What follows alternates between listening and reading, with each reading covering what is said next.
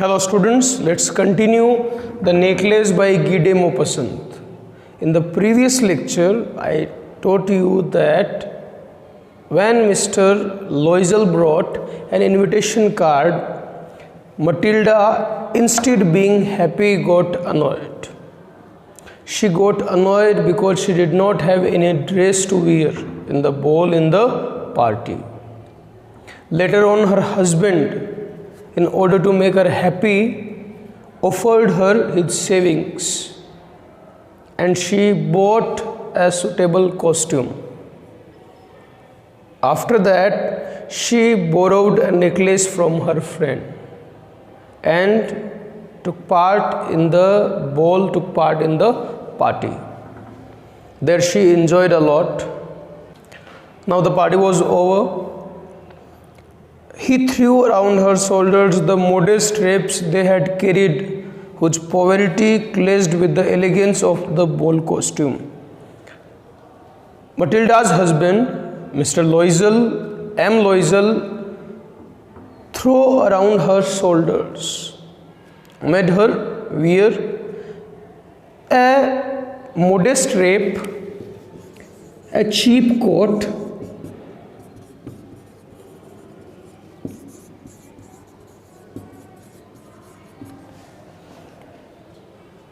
that they had carried. M. Loisel and Matilda had carried with them a modest wrap. And after the party was over, her husband M. Loisel threw the coat around her shoulders.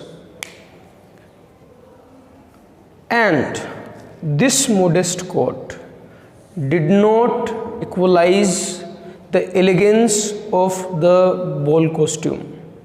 Ball costume worn by Matilda was elegant, was classy, and the wrap, the coat she wore was very cheap, was very modest. So both the things were not suiting to each other. They were clashing. We could see a conflict with both the things. She wished to hurry away in order not to be noticed by the other women who were wrapping themselves in rich furs.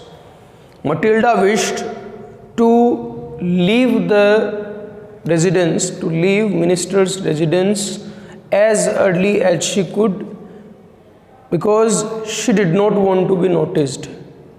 She did not want that she should be noticed by other ladies present over there, wearing rich furs, rich coats, expensive coats.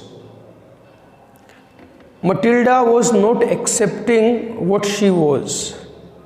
She did not want to show the reality of her life to her friends, to the ladies who were present in the party. So in order to not to get noticed by them, she hurriedly wanted to left the minister's residence. Loisel detained her and said, "Wait."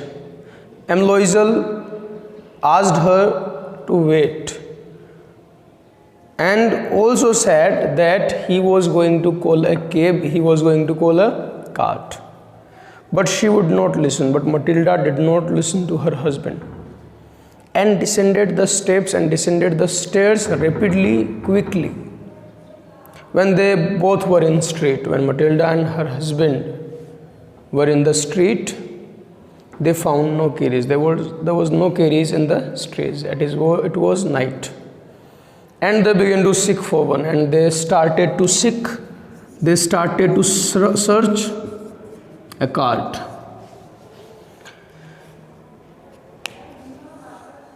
Hailing the coachman whom they saw at a distance. And soon they saw a coachman, soon they saw a hack driver, and they started calling him, they started hailing him. Although the coachman was at a distance, he was distant enough from them.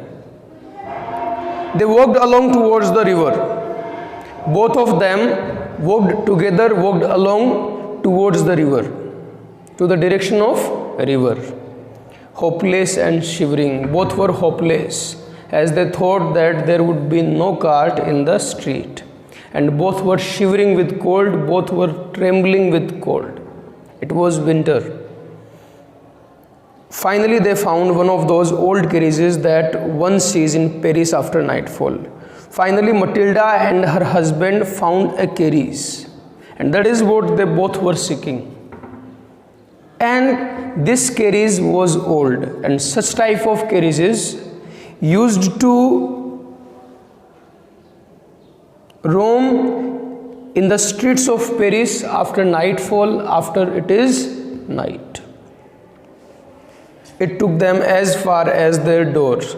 This cart took them to their home and went wearily up to their apartment. As both had become extremely weary, both had become extremely tired, they went to their apartment, to their flat. It was all over for her. For Matilda, it was all over. She had got what she had expected and what she had desired. And for M. Loisel, and on his part, for M. Loisel, he remembered that he would have to be at office by 10 o'clock. He remembered that next morning he will have to be present in the office at 10 o'clock. She removed the wraps from her shoulder. Matilda now removed the wraps, the modest coat from her shoulders, and she stood before the glass, before the mirror, to have a final view of herself in her glory. She was feeling glorious when she was wearing the ball costume and the necklace. So to take the final view of her in the glory, she saw the mirror. She uttered a cry all of a sudden. All of a sudden, she cried. Her necklace was not around her neck. The reason behind she cried was the necklace she borrowed from M. Forestier was not around her neck. It was missing. Loisel already half undressed. Loisel was about to change his clothes, so he was almost half undressed. He had already removed his shirt or coat or blazer.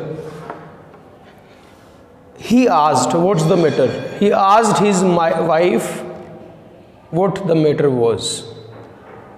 She turned towards him excitedly. In a very excited way, Matilda turned towards her husband and said, I have no longer Ma'am Forestier's necklace. I do not have with me, I do not have around my neck Ma'am Forestier's necklace. He arose in dismay. On hearing this, M. Loisel stood up. He arose in dismay, in surprise. He became surprised and immediately he stood up. How is that? It is not possible. How can it be? It is not possible. It must be around your neck.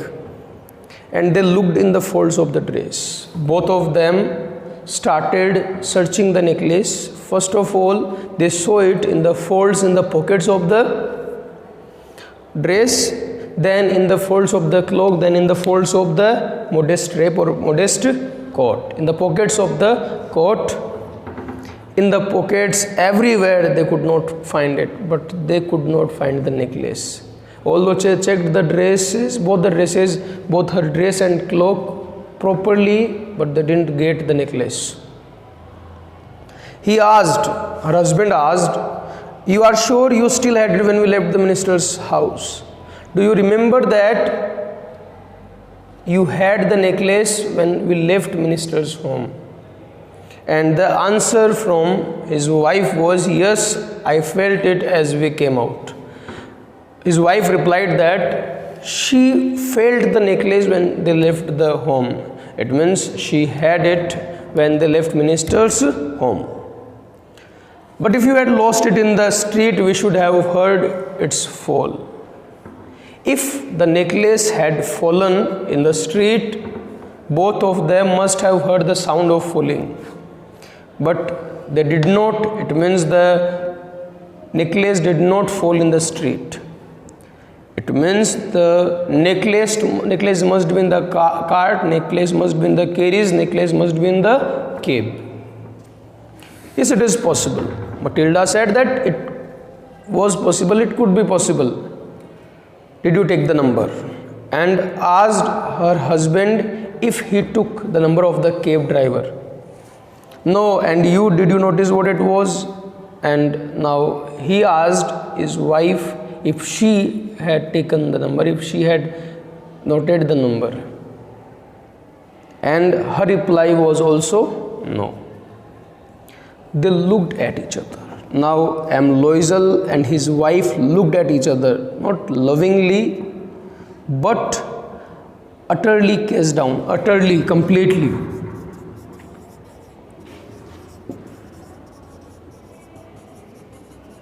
Completely cast down, completely disheartening each other. Finally, Loisel dressed himself again. Finally, Loisel again wore his clothes. I'm going, he said. He said to his wife that he was going over the track, over the way where we went on foot, where they both had gone on foot. He went back to the way to see if he could find it. He went into the street to see if he could find the necklace. And he went, and M. Loisel went. She remained in her evening gown. M. Loisel even could not change her dress. She remained in the evening gown that she had recently purchased, not having the force to go to bed. Now she even did not have power to go change the clothes. Even she could not go to the bed. Towards 7 o'clock, her husband returned. In the morning, towards 7 o'clock, around 7 o'clock, her husband returned. He had found nothing. He could not find the necklace in the street. He went to the police. M. Loisel went to the police, and the cab officers, he also went to the cab officers to check if the necklace were in the cab, and put an advertisement. He also put an advertisement in the newspaper, and also offered a reward if somebody returned the necklace. She waited all the day in a state of bewilderment. Matilda waited throughout the day, and she was bewildered, she was confused before this frightful disaster. Now she was going to face a terrible disaster, to face a frightful catastrophe. So before that she was bewildered. Now let us see what the terrible disaster she is going to face. Before that she was confused. Loisel returned in the evening. In the evening, after searching the necklace everywhere he could, he went back home. His face pale. His face looked colorless. He was looking disappointed. He had discovered nothing. He could not get anything. He had discovered nothing. He said, now M. Loisel suggested something, and that something is, write to your friend that you have broken the clasp of the necklace. You should.